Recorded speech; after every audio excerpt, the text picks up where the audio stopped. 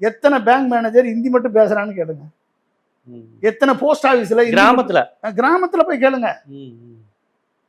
எத்தனை bank manager Hindi மட்டும் தான் பேசுறான், இங்கிலீஷ் பேச மாட்டான்.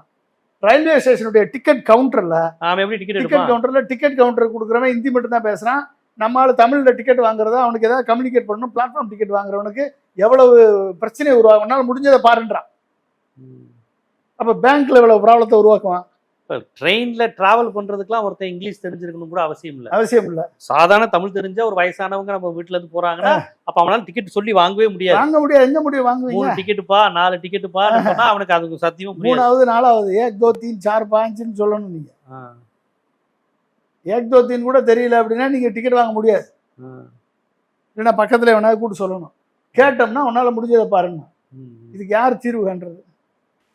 அப்ப ஒட்டுமொத்தமா தமிழ்நாட்டின் மேல இந்தி திணிப்பு மட்டும் இல்ல, இந்தியர்கள் இந்தி பேசக்கூடிய வட மாநிலத்தவர் திணிப்பு நடக்கிறது. அந்த திணிப்பினால் ஏற்படக்கூடிய பிரச்சனையினால வங்கி சேவைகளை தமிழ்நாட்டு மக்கள் அனுபவிக்க முடியல. அஞ்சலக சேவைகளை அனுபவிக்க முடியல. அஞ்சலக சேவைகளை யூஸ் பண்ண முடியல. இன்னைக்கு ரயில்வே சேவைகள் பழுதாகனால இன்னைக்கு 3 உயிரை இழந்திருக்கும். உயிரே போகுது.